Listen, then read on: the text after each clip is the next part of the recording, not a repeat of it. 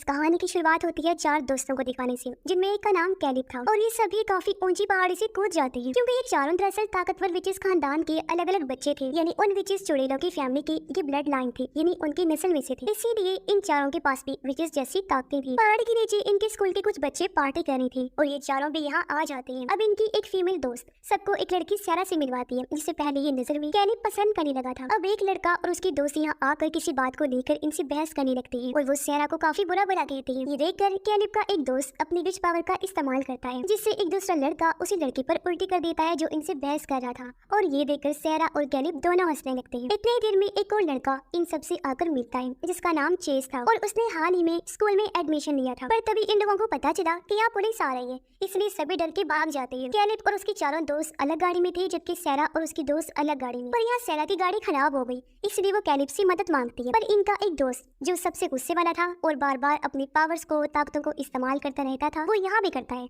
इसकी मदद से उसने सैरा की गाड़ी को ठीक कर दिया था। इतनी ही देर में पुलिस इन चारों दोस्तों की गाड़ी को देख लेती है, इसलिए वो तेजी से अपनी गाड़ी भगाने लगती है। कुछ दूर जाने पर वो गाड़ी खाई में गिरा लेती है, जो देखकर पुलिस की होश उड़ जाती है। लेकिन अगले ही पल वो पुलिस के पीछे दोबारा अपनी गाड़ी ले आए, फिर पुलिस की नजरों के सामने ही वहाँ से भाग जाते हैं। जाहिर है ये चीज भी उन्होंने अपनी ताकतों से की। अब सैरा और उसकी दोस्त हॉस्टल में आ जाती हैं, जबकि बाकी सब और कैलिब भी अपने अपने घर आ जाते हैं। कैलिब की मॉम उसके लिए काफी परेशान हो रही है, क्योंकि सभी विचेस और उनके बच्चों को ताकतें 13 साल की उम्र में ये मिल जाती हैं। फिर 18 साल की उम्र में उनका असेंडेंट हो जाता है, यानी उनकी ताकतों का ग्रोथ, जिससे उनकी पावर्स और ज्यादा बढ़ जाती हैं। और जैसे जैसे विचेस अपनी ताकतों को इस्तेमाल करेंगे, वैसे उनकी उम्र कम होती जाएगी, यानी वो बूढ़े होने लगेंगे, छोटी ही उम्र में काफी बड़े लगेंगे। यही वजह है कि कैलिब की मॉम उसे लेकर परेशान थी, क्योंकि जब कैलिब के डैड की पावर्स ग्रो हुई थी तो उन्होंने अपनी ताकतों का बहुत ज्यादा इस्तेमाल करना शुरू कर दिया, जिससे वो बहुत जल्द बूढ़े हो गई। इसीलिए उसकी मॉम कैलिब को कहती है कि तुम अपनी पावर्स को इस्तेमाल ना किया करो, क्योंकि मैं तुम्हें खोना नहीं चाहती, कम से कम सिर्फ जरूरत के वक्त ही कर सकती। उधर सैरा और उसकी दोस्त कैलिब और उसके दोस्तों के बारे में बात कर रही होती है। उसकी दोस्त सैरा को बताती है कि वो चारों आखिरी 5 विच फैमिलीज की ब्लड लाइन है। इस पर सैरा कहती है कि 5वां कहाँ है, क्योंकि 4 तो वो दोस्त हो गई। तब उसकी दोस्त बताती है कि 5वें ब्लड लाइन की मौत हो गई थी। जंगल में जहाँ सब लोग पार्टी कर रहे थे, वहाँ पुलिस को एक बच्चे की लाश मिलती है। हॉस्टल में जब सैरा नहा रही थी तो उसे किसी की मौजूदगी का एहसास होता है। वो घबरा जाती है, क्योंकि उसे लग रहा था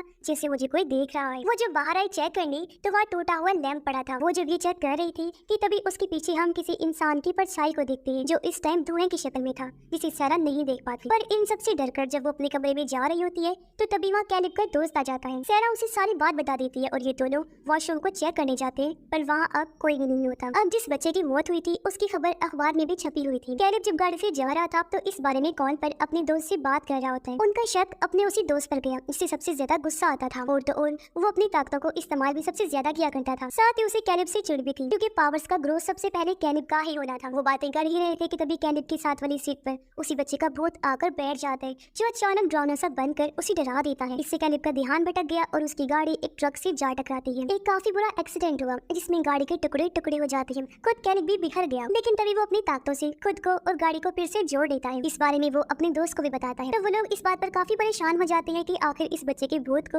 उनके पास किसने भेजा होगा। अब कैलिब जब दवाइयाँ खरीद रहा था तो तभी यहाँ सैरा की दोस्त आकर उसे पार्टी में जाने का पूछती है। नया लड़का चेस तो राजी हो गया, लेकिन कैलिब ये कहकर मना कर देता है कि मुझे कुछ जरूरी काम है, मैं नहीं आ सकता। तब सैरा उसे कहती है कि आ जाओ तुम भी, काम करने में मैं तुम्हारी मदद कर दूंगी। इस पर कैलिब मान गया और वो सैरा को लेकर एक पुराने घर के पास आया। वो सैरा को गाड़ी में ही बिठाकर घर के अंदर जाता है, जहाँ प्रीस्ट रह रहा था। कैलिब प्रीस्ट को दवाइयाँ देता है और यहाँ हम कुर्सी पर एक इंसान के हाथों को भी देखते हैं, जो काफी बुरे इंसान के हाथ लग रहे थे। कैलिब के वापिस आने पर वो लोग उसी क्लब में जाते हैं जहाँ पार्टी हो रही और यहाँ उनके बाकी दोस्त भी इंजॉय कर रहे होते हैं। तभी सैरा और कैलिब भी डांस करने लगी और खूब इंजॉय करती हैं। और उनकी उसी गुस्से वाली दोस्त की एक ग्रुप से लड़ाई हो जाती है। असल में कैलिब का वो दोस्त अपनी ताकतों की मदद से उनसे शर्त जीत गया था और वो ग्रुप उसे पैसे देने से इनकार कर रही थी। कैलिब यहाँ आकर उनकी लड़ाई खत्म करने की कोशिश करता है, लेकिन उसका वो दोस्त अपनी ताकतों से उसी पर हमला कर देता है। इससे कैलिब को गुस्सा आ गया और क्योंकि सबसे ज्यादा पावर्स उसी के पास थी, इसलिए वो अपनी ताकतों से अपने दोस्त पर हमला कर देता है और कहता है कि हमें अपनी ताकतों का इस्तेमाल नहीं करना और आपस में तो बिल्कुल भी नहीं। पर अब यहाँ कैलिब को पक्का यकीन हो गया था कि उस लड़के को मेरे इस जिद्दी दोस्त ने ही मारा है। कैलिब जब सैरा को घर छोड़ने जा रहा था तो रास्ते में दोनों काफी जज्बात में आकर बातें करने लगते हैं और एक दूसरे को अपने अपने प्यार का इजहार भी कर देते हैं। रात को सैरा को अजीब डरावना सपना आया, जिसमें कुछ मक्खियाँ उसकी टांगों पर आकर लिपट जाती हैं। फिर देखते ही देखते वहाँ इतनी ज्यादा मक्खियाँ आ गई कि सैरा को चारों तरफ से घेर लेती हैं, जिससे वो बहुत ज्यादा डर जाती है। उसने देखा कि ये मक्खियाँ मेरे दोस्त के अंदर से ही निकल रही हैं। पर उनके गुस्से वाला दोस्त भी अपने दोस्त को कॉल करके कहता है, यार कैलिब को समझाना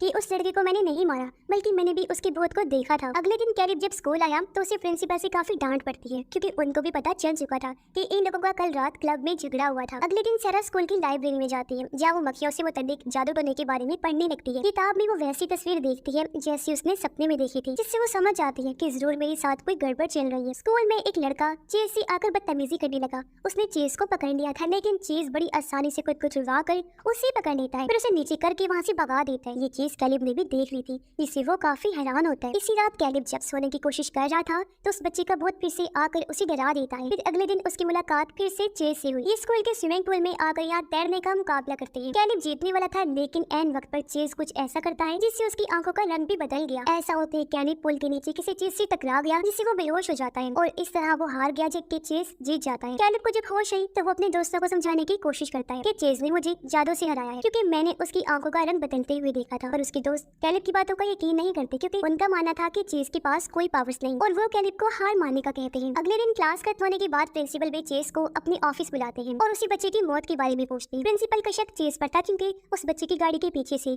पुलिस को चेज का आईडी मिला था। उधर कैलिब और उसका दोस्त भी उस बच्चे के भूत के बारे में पता लगाने का फैसला करते हैं। जिस तरह उन्होंने चेज को बर्ताव करते हुए देखा था, उनका शक भी चेज पर ही था। दोनों दोस्त चुपके से स्कूल में घुस जाते हैं और चेज की डिटेल्स देखने लगते हैं। सारा को पता चला कि मेरी दोस्त की तबीयत अचानक इतनी खराब हो गई है कि उसे हॉस्पिटल एडमिट करवाना पड़ा। इसलिए सारा अपने दोस्त को देखने हॉस्पिटल पहुंची, जहाँ डॉक्टर उसे बताते हैं कि तुम्हारी दोस्त को इन्फेक्शन हुआ है। देखने से लग रहा है जैसे इसे बहुत सारी मक्खियों ने काटा है। ये सुनकर सारा को अपना मक्खियों वाला सपना याद आता है। उधर कैलिब को चेज के बारे में सर्च करते हुए पता चलता है कि उसकी माँ की छोटी उम्र में ही मौत हो गई थी और जिस औरत ने उसे गोद लिया था वो भी तब मर गई थी जब चेज 18 साल का हुआ था। ये पढ़ के कैलिब और उसकी दोस्त को शक हुआ कि जरूर चेज भी हमारी तरह एक विच ही है, और उन्हें उस जादुई किताब के बारे में याद आता है जो बचपन में उन्हें पढ़ाई जाती थी। इसीलिए सभी दोस्त मिलकर कॉन्वेंट जाते हैं। सबसे पहले ये भूत के बारे में जानकारी लेते हैं, जिसके बाद उसी जादुई किताब को पढ़ते हैं। इन्हें पता चला कि हाँ सच में चेज भी एक विच ही है और वो उसी 5वीं विच खानदान का ब्लड लाइन है जिसे वो लोग मरा हुआ समझ रहे थे। ये जानकर अब कैलिब अपने उसी गुस्से वाले दोस्त से पूछता है,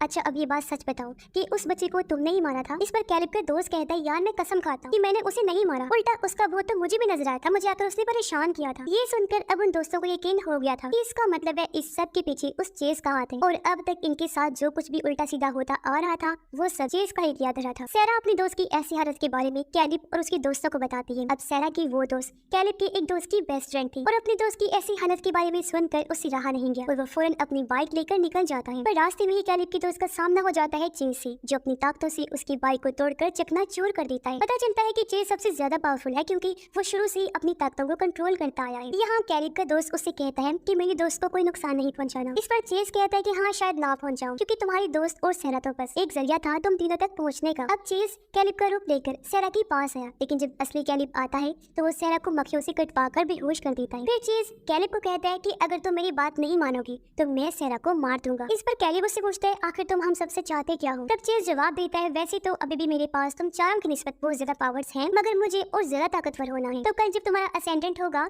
तो मैं तुमसे तुम्हारी सारी पावर्स छीन लूंगा। और हाँ, उस गाड़ी वाले बच्चे को मुझे ना चाहते हुए भी मारना पड़ा, क्योंकि उसने मुझे ताकतें इस्तेमाल करते हुए जो देख लिया था। पर जब इसके लिए कैलिब उसे मना करता है तो चेज उस पर अपनी ताकतों से हमला कर देता है। वो कैलिब को पीटने लगा, कहता है कि ये पावर्स एक नशे की तरह है मेरे लिए, जिनकी मुझे आदत हो गई है। पर हाँ, इन ताकतों की कुछ बुरे असरात भी हैं, लेकिन अगर मैं तुम सब दोस्तों से तुम्हारी पावर्स ले लूंगा तो वो बुरे असरात कम हो जाएंगे। कैलिब उसे समझाता है कि देखो, ताकत ज्यादा हासिल करने से तुम्हें पावर्स तो मिलेंगी, लेकिन उम्र घटती जाए। चेज उसकी नहीं सुनता, कहता है कि मुझे इस चीज से कोई फर्क नहीं पड़ता। वो कैलिब को धमकी देता है कि मैं तुम्हारे समेत तुम्हारे दोस्तों और तुम सबकी फैमिलीज को मार दूंगा। अगर तुम चाहते हो कि ऐसा ना हो तो मुझे कल तुम्हारी पावर्स लाजमी मिल जानी चाहिए। जो कहकर वो यहाँ से चला जाता है। कैलिब हॉस्पिटल में अपने एक दोस्त से मिलने जाता है, क्योंकि चेज ने उसे बहुत मारा था उस दिन। कैलिब जब आकर चेज की बात बाकी दोनों दोस्तों को बताता है तो वो सलाह देती है कि हमें उससे लड़ाई करनी चाहिए, पर कैलिब ने मना कर दिया, क्योंकि वो जानता था कि इस तरह हम नहीं जीत पाएंगे, और वो वहाँ से चला गया। हॉस्पिटल में ही उसकी मुलाकात सारा से हो जाती है। इसे कुछ भी समझ नहीं आ रही थी या हो क्या रहा है, इसीलिए वो इस बारे में कैलिब से पूछती है। तब कैलिब सारा को उसे पुराने घर के अंदर लेकर जाता है, जहाँ वो दवाइयाँ देने पहले भी आया था। वो उसी बुरे आदमी को सारा को दिखाता है जिसका हाथ हमने देखा था, और सारा को बताता है कि ये मेरे डैड हैं। ये सिर्फ 40 साल के ही है, लेकिन ताकतों का इतना ज्यादा इस्तेमाल करने की वजह से जल्दी ही बूढ़े हो गए। फिर वो सारा को अपने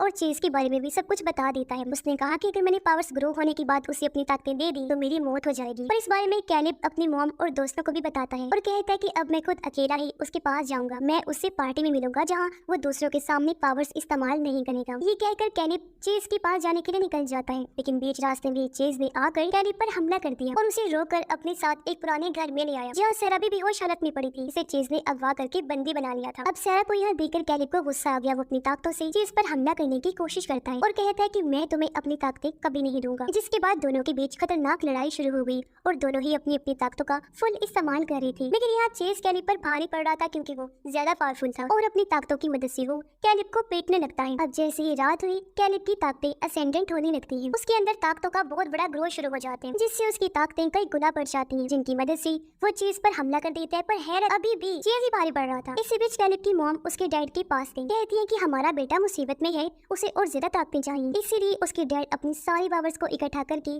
कैलिब को दे देती है, जिससे पावर्स का तूफान उसके अंदर आया और अब वो चेस से भी बहुत ज्यादा पावरफुल हो जाता है, जिनकी मदद से वो चेस पर भारी हमला कर देता है और आखिर उसे बहुत बुरी मौत देता है और इस तरह उसका खेल खत्म हो जाता है। जिसके बाद कैलिब सारा को भी बचा लेता है, साथ ही उसकी फीमेल फ्रेंड और दोस्त दोनों की हालत में भी एकदम सुधार आ जाता है। अब चेस के खात्मे की वजह से उसकी लाश पुलिस को नहीं मिली, जिसके बाद सारा और कैलिब भी सही सलामत यहाँ से निकल जाते हैं। जिनके जाने के साथ ही कहानी भी इधर ही खत्म।